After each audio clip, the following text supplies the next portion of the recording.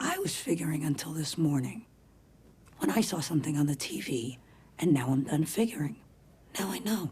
A few weeks ago, I saw a tweet by the Peter Falk Appreciation Twitter account asking, who should play the next Columbo? They suggested a few names. John Hamm, who, while great, probably shouldn't be allowed to play both Fletch and Columbo as a matter of principle. And Mark Ruffalo, who for sure would be great in the role. Before putting forth their left field suggestion, Charlie Day.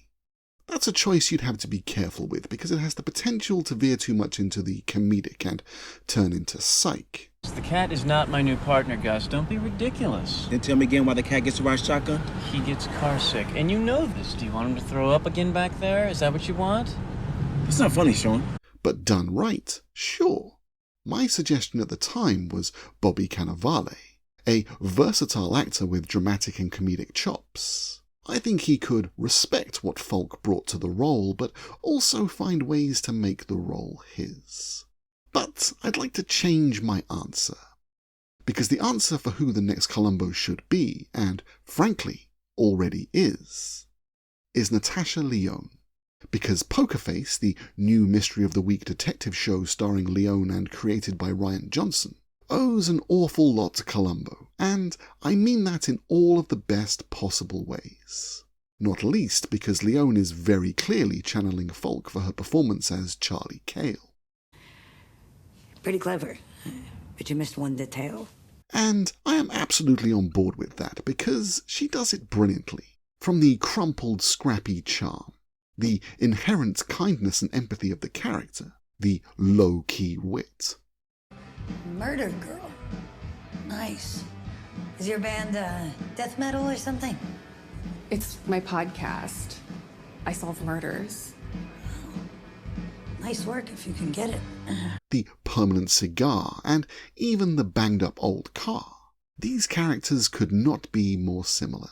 They even have the same superpower, an ability to instantly tell when people are lying, a trait that was a subtle quirk of Falk's character. And we don't realize this until it's too late. Yeah. And as Deschler raised his gun to fire, I shot him. It was a terrible thing. It's ghastly. I was informed of it when I came off stage. Really. But here is an explicit skill. Holding an ace of spades. Bullshit. Six of hearts. Bullshit. 10 of spades. The structure, too, which has seemed to polarize audiences unused to mysteries with no mystery, the pleasure coming from the tension of watching our hero piece together a jigsaw we have already seen broken up and scattered to the winds, is lifted directly from the trench-coat-wearing sleuth. Would you go over for me once again? I know you did it. In both series, our hero is entirely absent from the first act, while the focus is on the crime and the perpetrator. Why they did it and how, because really, these are their stories. The murderer of the week is the star of their own narrative, not serving as a weekly obstacle for the hero to overcome, but with the detective appearing as a roadblock they have to navigate. This is their show, their big performance, and it's all going perfectly, until the unassuming supporting character they would never suspect upstages them. The focus on the culprit enabled Columbo to pull in heavyweight talents for that role, with William Shatner, Leonard Nimoy, Robert Culp, Ruth Gordon, Johnny Cash, Dick Van Dyke, Janet Leigh, Patrick McGowan, and many, many more trying their hand at outwitting the disheveled detective. And that must be at least partly down to how much more fun it must be, not to be one of a cast of suspects all playing innocent as in a traditional murder mystery, but having the entire story focused around you, your motivations, your actions, your desperation, and ultimately, your defeat.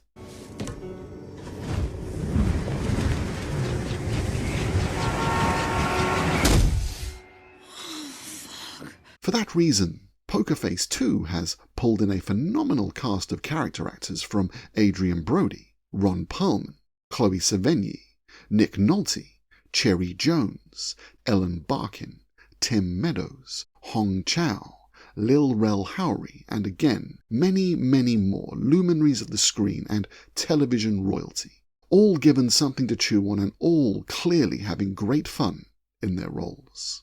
If you like your crime drama to be about the mechanics, the procedure, the challenge of clues to decipher, and a mystery that unfolds in front of you, then neither Poker Face nor Columbo will be your thing, because both are shows about characters, what they do and why. And even more so than Columbo, Poker Face is a show about empathy. The format allows characters to be recontextualized and deepened.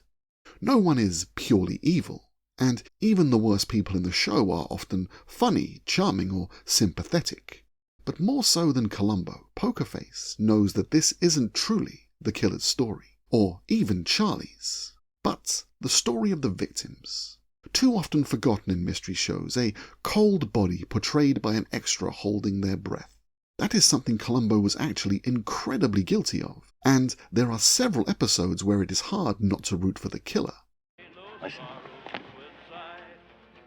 Any man that can sing like that can't be all bad. In Poker Face, often through the use of flashback, we see the victims not as obstacles for the killer or largely absent motivation for the detective, but as people, as friends, with families and lives. People who, no matter what motivations the killer or killers had, did not deserve to have their lives ended, and in whose memory those killers must be brought to justice. Not for the sake of justice as a concept, but out of love for those who have been lost. But by comparing Poker Face to just Columbo is doing it a disservice, and it actually owes as much of its DNA to another well-known and fondly remembered TV show. The Fugitive. Many will recognize the name The Fugitive from the 1990s big-screen adaptation starring Harrison Ford and Tommy Lee Jones, who inexplicably managed to snag an Oscar for one of the least interesting performances of his career. But it actually started life as a TV show in 1963. The story is broadly the same. Dr. Richard Kimball, played by hangdog everyman David Jansen, looking decades older than his actual 33 years, has been framed for the murder of his wife by a one-armed man and travels from town to town, taking small job after small job, all the way happening on new adventures. Meanwhile, the authorities, here represented by Barry Morse, who later went on to become an enduring cult favourite for his role in Space 1999, are hot on his tail. And while it is somewhat lost in the 1990s film, Tommy Lee Jones imbuing full propaganda nobility, just doing his job even when he suspects he may be wrong, Lieutenant Gerard in the TV series is more Captain Ahab, Morse's restrained performance belying an obsession that puts his relationship with his family at risk. Marie, there'll be another time with Kimball. And when the call comes, I'll go. I have to. He's stuck in my throat and I can't swallow him. Sometimes it's as if Kimball were all around me.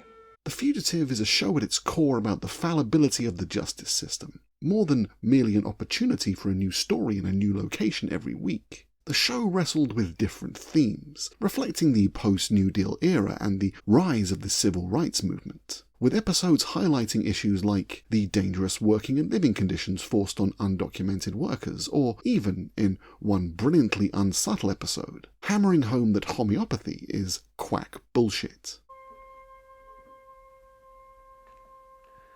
Your patient's dead.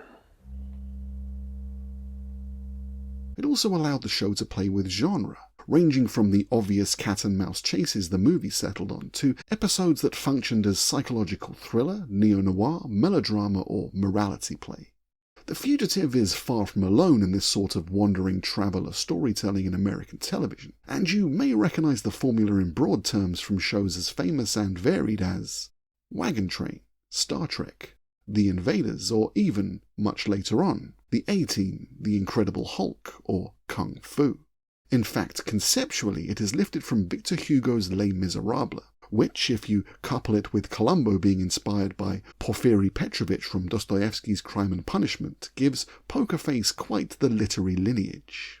But really, that is stretching a point, and Poker Face isn't about either of those novels. It is much, much more a tribute to the silver age of American television, the network era, where 3 major networks dominated the landscape of American television. An era where channels were not just watched by the majority, but trusted by the majority too. At the same time, Hollywood in the 60s began to eschew cheap B-movies, focusing more on larger-scale productions full of spectacle and bombast. And television drama looked to fill that void, often literally, using the lots left empty by an increased emphasis in major studio films being produced on location. Poker Face is a return to the style of drama delivered by the networks during that era, with its roots in dialogue-heavy, character-driven televisual plays, and brimful of character actors who wear their history on their worn faces, getting their teeth into meaty dialogue-filled roles, characters weary from lives that have been lived. A show that, despite its clear silliness and a heightened reality, that allows us to believe in the existence of a human lie detector. What the fuck are you doing?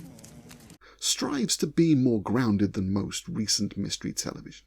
It is not by accident that almost all of Poker Face takes place literally on ground level, and for stakes that are so small. A lottery win of $25,000, a sponsor for a racing car, half of a struggling family business, a band looking for a song that would help them break out of the rut of playing small bars for peanuts. This isn't a show about a serial killer with obscure motives, a vast government conspiracy, or burned spies with seemingly endless skills and resources.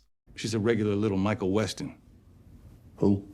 Michael Weston, the detective from Burn Notice. But instead, fairly relatable concerns. I can't imagine a world where I am killing the wife of a TV psychic to protect my vast network of police informants and cultists, all the while leaving obscure clues to my identity like a murderous scavenger hunt. Tiger, tiger, burning bright in the forests of the night, what immortal hand or eye could frame thy fearful symmetry? What the fuck, dude? But would I kill another YouTuber for their Surfshark sponsorship?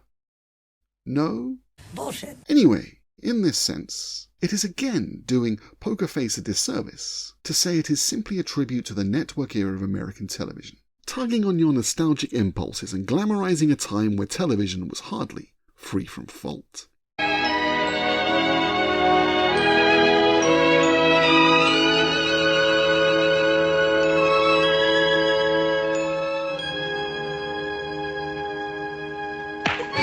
That is just one small aspect of a larger theme, which is a celebration of working-class Americana. You say you got a pretty face, but the rest of you is out of place. That's it, Fox. From its relatable struggles to its settings, old people's homes, truck stops, dingy bars, and local theatres. This is a road trip down the highways of America, dipping into the nooks and crannies too often untouched by modern television. That is particularly true of modern mystery television, which leans heavily into glamorizing the police, with an emphasis on the order of large metropolitan areas. And when we do step into rural areas and communities, we are more likely to find a sinister cult, or a compound of white nationalists than normal people living normal lives. These are aspects of America too often missing from American television, save to hide threats or to act as a punchline. A slow death begun in the 1970s, when advertisers demanded that shows with viewerships it considered to be less well-off were axed in favour of shows that more squarely targeted affluent demographics, leading to TV programmes with more rural or working-class audiences disappearing from the schedules, and with a final nail hammered into the coffin by the multi-channel transition of the 80s, as character-based drama was replaced by glossy productions full of impossibly beautiful people, will-they, won't-they romances, and ever-increasing spectacle. Poker Face doesn't poke fun or patronise. These people aren't caricatures to be the butt of a joke, and these places aren't freak shows to be sneered at or feared. Charlie isn't a fish out of water struggling to adapt. She fits in just fine, no matter where she finds herself. She approaches life with open-mindedness, curiosity, and kindness, and more often than not, finds that reflected back at her wherever she goes. But even here, by simply describing Poker Face as a celebration of working-class Americana, I'm doing it a disservice. If you look through the pastimes on display here, stock car racing, a family-run barbecue restaurant, or even Phil Tippett-like stop-motion horror, these are classic staples of 20th century Americana, yes, but ones that are disappearing or are marginalized, overshadowed by larger national sports, eaten by chains of fast food joints, or simply replaced by CGI. Like the victims meeting their untimely end every week, they are being killed off one by one by a killer we know the identity of, but can't stop.